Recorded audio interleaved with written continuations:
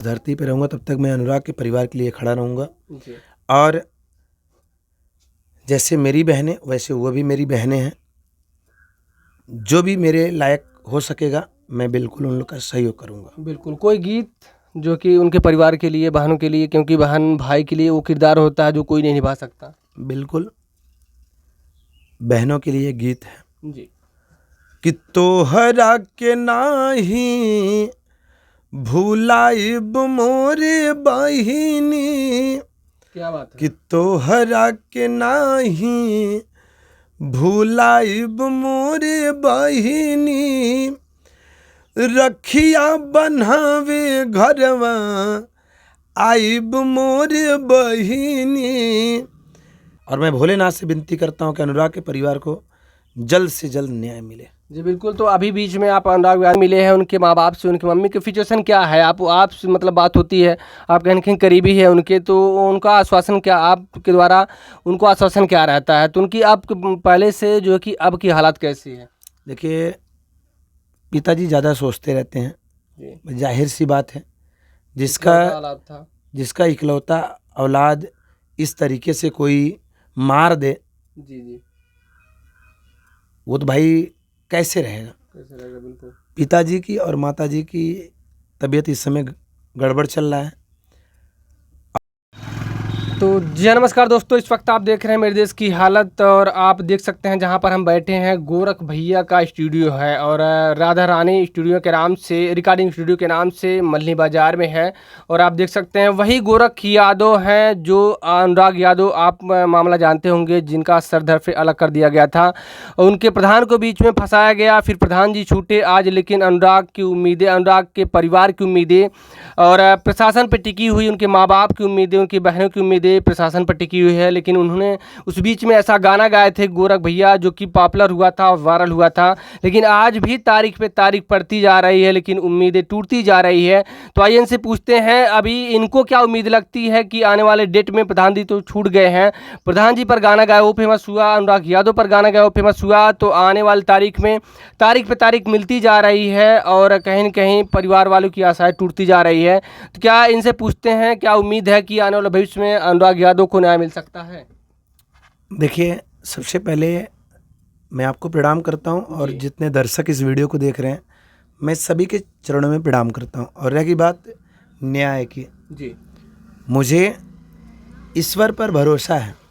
बिल्कुल, ईश्वर की लाठी में आवाज़ नहीं होती है। बिल्कुल बिल्कुल सही कहा। सत्य पराजित हो सकता है, लेकिन परेशान नहीं हो सकता।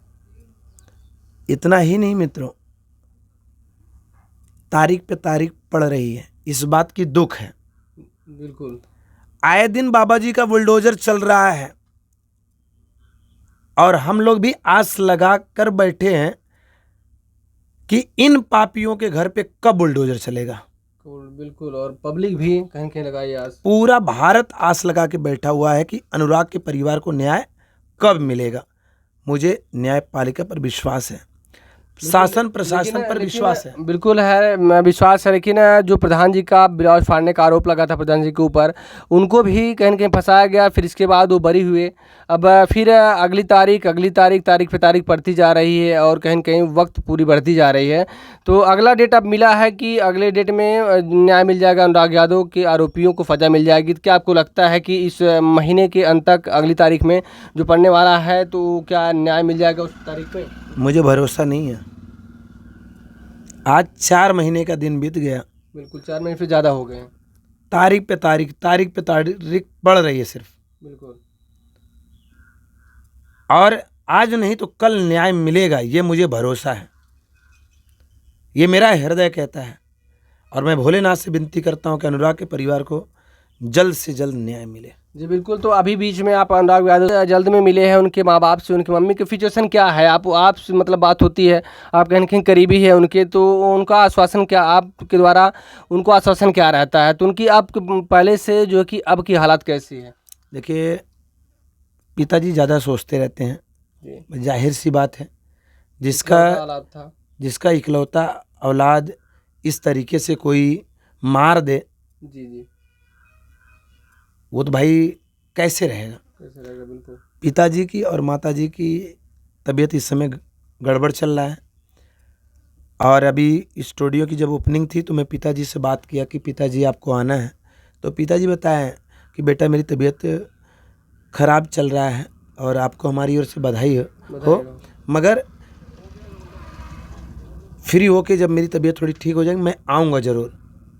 मतलब इतना आश्वासन दिए। जी, पिताजी आएंगे और मैं बात भी करता रहता हूँ, मैं बोलता भी हूँ कि पिताजी मेरे लायक कोई सेवा हो तो आप बिल्कुल बताइएगा। जी जी जी, तो बहुत बहुत शुक्रिया। जो आपका वायरल गाना था, अब जो कि आने वाला भविष्य के लिए उन बहनों के लिए कोई गीत है जो आपके गीत के माध्यम से उनको कुछ संतुष्टि मिले, या फिर आने वाले भाईचारा का संबंध लेके जाए और कहीं न कहीं आश्वासन जो हो और बेहतर हो?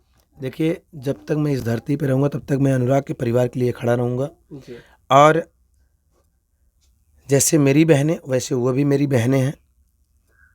जो भी मेरे लायक हो सकेगा मैं बिल्कुल उन लोग का सहयोग करूँगा। बिल्कुल। कोई गीत जो कि उनके परिवार के लिए, बहनों के लिए, क्योंकि बहन भाई के लिए वो किरदार होता है जो कोई नहीं निभा सकता। बिल्कुल, बहनों के लिए गीत है जी कि तोहरा के नाही भूलाइब मोरे बहिनी, क्या बात है। कि तोहरा के नाही भूलाइब मोरे बहिनी, रखिया बनावे घरवा आइब मोरे बहिनी, कि भाई वाला फर्ज निभाइब मोरे बहिनी, रखिया बनावे घरवा आइब मोरे बहिनी।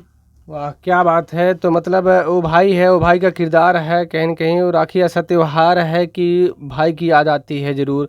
तो हम चाहेंगे कि ऐसे भाई सबको मिले, लेकिन कहीं न कहीं गर्व का नाता नहीं है, लेकिन दिल का एक मानवता का नाता है आपका। जी बिल्कुल, ना हिंदू ना सिख ईसाई ना हम मुसलमान हैं, ना हिंदू ना सिख ईसाई ना हम मुसलमान हैं, मानवता है धर्म हमारा, हम केवल इंसान हैं। वाह क्या बात है। बहुत बहुत तो शुक्रिया और इस गाने के लिए और उनके जो कि आश्वासन रूपी जो जो पारिवारिक सद्भावनाएं हैं। हम चाहेंगे अनुराग यादव के लिए, आपको क्या लगता है कि आने वाले डेट में उनको न्याय मिल जाएगा, या फिर दोषी जो है दोषी को सज़ा मिल सकती है, या फिर तारीख पे तारीख चलती रहेगी? आप उनके माँ बाप की लास्ट में क्या कहना चाहोगे? देखिए रुक रुक